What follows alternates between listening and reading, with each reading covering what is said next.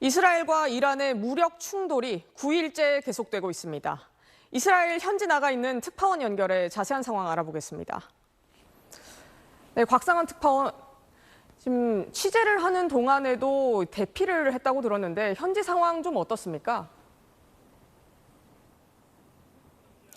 지금 제가 있는 예루살렘과 서한 지역에도 미사일이 계속 날아들고 있습니다. 취재하는 동안에도 긴급 대피를 반복하고 있는데 당시 상황부터 전해드리겠습니다. 미사일 발사를 알리는 휴대전화 문자를 받고 잠시 뒤 폭발음과 함께 상공에서 격추된 미사일 파편들이 목격됩니다. 미사일이 예루살렘을 향하고 있다는 경보음이 울리고 취재진도 서둘러 지하 4층 방공호로 대피했습니다. 함께 대피한 시민들은 끝이 보이지 않는 혼란에 불안감을 감추지 못했습니다.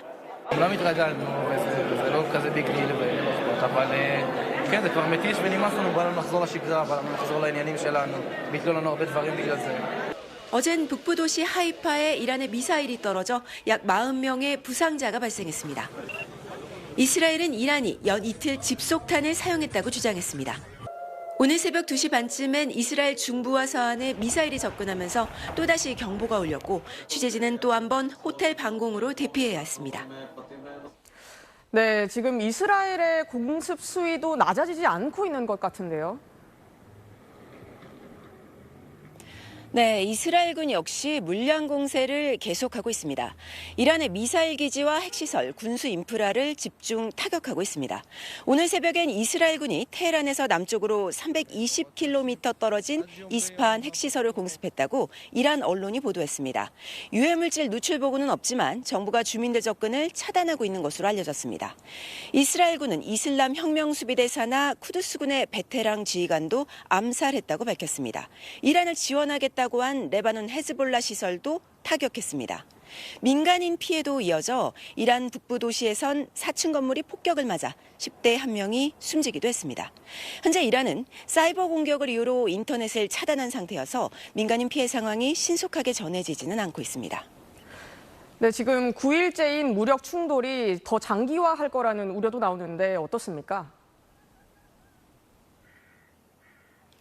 제네바 핵 협상이 빈손으로 끝나며 장기전 우려는 한층 커졌습니다. 네타냐후 이스라엘 총리는 공세의 고삐를 늦추지 않겠다는 뜻을 밝혔고 이스라엘군 참모총장은 장기전 준비를 직접 당부했습니다.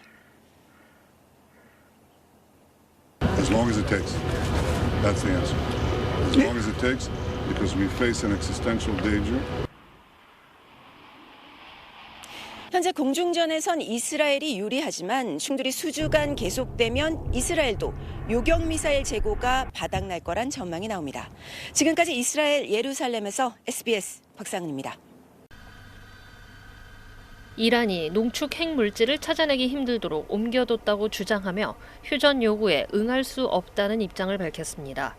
이란 이슬람 혁명수비대 모센 레자에이는 이란 국영TV와의 인터뷰를 통해 모든 농축 물질은 옮겨진 상태이며 안전한 장소에 있다고 밝혔습니다. 그러면서 현 단계에서 휴전에 합의하는 것은 적에게 재정비할 시간을 줄 뿐이라면서 전략적 실수가 될 것이라고 덧붙였습니다. 트럼프 미국 대통령이 이란에 2주 동안의 시한을 제시하며 핵 개발을 완전히 포기하라는 요구를 거부한 겁니다. 이란의 주장과 관련해 미국 워싱턴 DC 싱크탱크인 전쟁연구소는 이란이 서방을 딜레마에 빠뜨리라는 전략을 구사하고 있다고 진단했습니다. 연구소는 핵 협상에서 이란의 조건을 받아들일지 아니면 이란에 숨겨진 핵 물질을 찾기 위해 길고 어려운 추적을 해야 할 위험을 감수할지 선택하라는 딜레마를 미국과 국제사회에 던져주는 것이라고 분석했습니다. 이란이 핵 농축을 계속할 수 있는 합의를 이끌어내거나 핵 물질을 숨겨 미국이나 이스라엘의 파괴 노력을 더 어렵게 만들려 한다는 겁니다. 이런 가운데 이스라엘과 이란의 충돌은 점점 장기전으로 치닫고 있습니다. 이스라엘은 이란의 미사일 저장소와 발사 시설을 겨냥해 공격을 시작했고 이란 중부 이스파한 핵시설도 또다시 공격했습니다. 이스라엘 해군은 레바논 남부 나쿠라에 위치한 헤즈볼라 시설도 타격했습니다. 이란도 미사일 공격으로 대응했습니다. 이스라엘 텔아비브 등 중부 지역 곳곳에 공습 사이렌이 울렸고 이스라엘의 방공망이 대응하면서 수도권 전역에 폭발음과 함께 잔해로 인한 화재가 잇따랐습니다. SBS 정경윤입니다. 이런 상황 속에서 이스라엘과 이란의 충돌 수위는 점점 높아지고 있습니다. 이란의 미사일 공격으로 이스라엘의 대형 병원에서 수십 명이 다쳤는데 하나의 탄두에 소형 폭탄이 수십 개 들어있어 살상력이 높은 집속탄이 사용됐다는 주장이 나왔습니다. 이스라엘도 이란 핵시설에 대한 공습을 이어갔습니다. 백운 기자입니다. 폭격을 맞은 병원에서 검은 연기가 뿜어져 나옵니다. 창문은 모두 떨어져 나갔고 건물 안도 폐허처럼 변했습니다.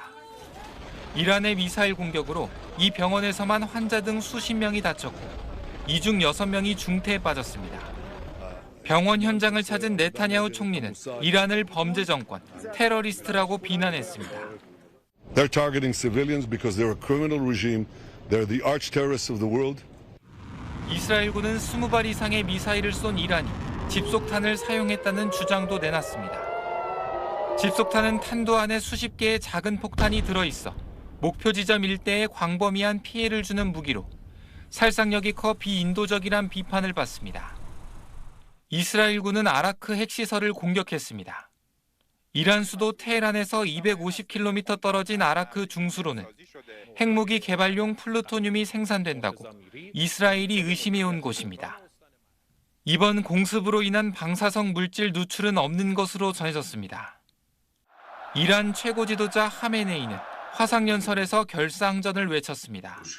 ملت ایران در مقابل جنگ تحمیلی محکم می‌ایسته همچنانی که تا حالا ایستاده در مقابل صلح تحمیلی محکم می‌ایسته 이란 상황을 예의주시하고 있는 푸틴 러시아 대통령은 시진핑 중국 국가주석과 통화하고 협상을 통한 이란 핵 문제 해결을 촉구했습니다. 푸틴 대통령은 필요하다면 이스라엘과 이란 사이에서 중재할 준비가 돼 있다고도 밝혔습니다. SBS 백운입니다.